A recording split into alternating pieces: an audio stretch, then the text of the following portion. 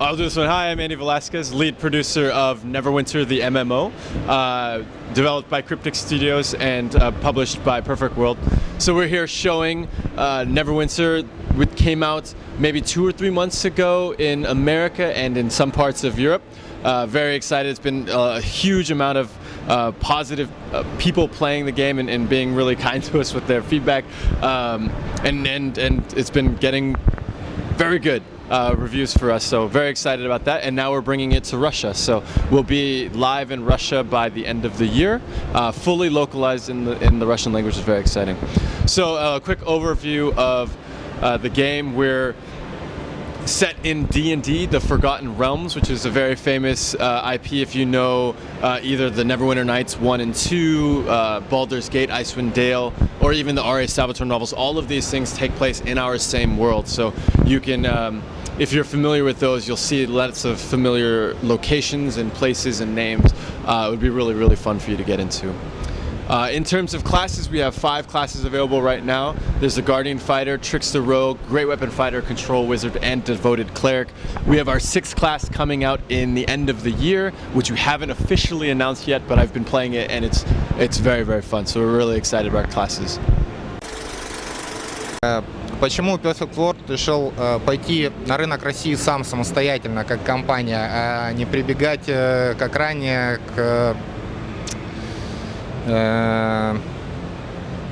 помощи различных издателей российских?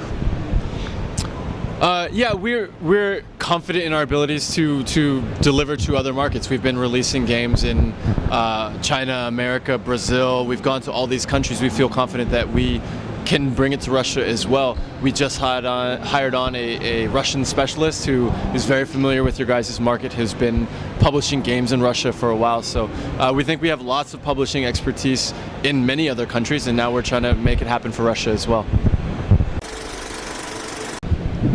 Будет ли чем-то отличаться российская версия от европейской или американской? Будут ли какие-то специфичные моменты именно конкретные для России, там, ну, то есть какие-то фишки, которые будут только здесь?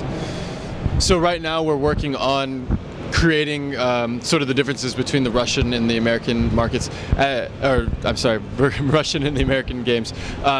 As a general philosophy, we don't want it to be too different, and we also don't want to sort of draw a strong line between the American and the Russian one. So it's not like we'll have tons of events that only you guys get to do versus the things that Americans get to do, but also the other way around. We also won't make a ton of events that only the American side gets to do that you guys don't get to do. For things like events that might fall around really important Russian holidays, we'll probably try to find a way to make it important and valuable for the American communities or the European communities. As much as possible, we want this to be a global game that everyone can play and understand, and it's be very similar.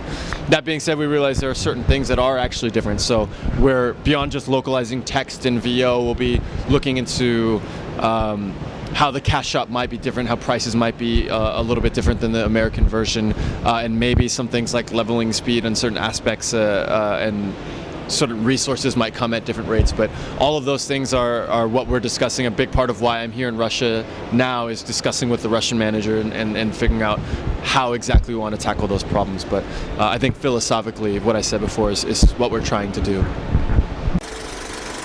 То есть когда планируется БТ в России и как проходит ОБТ в Америке и Европе? Okay, so how well, we've already finished our open beta and we have gone live in America and Europe, and I guess if I were to sum it up, there were very positive experiences for us. We had a huge amount of players. I think in our first month and a half or 2 months we had like over 2.5 million people try Neverwinter, which is a big milestone for us. So we're very excited about that.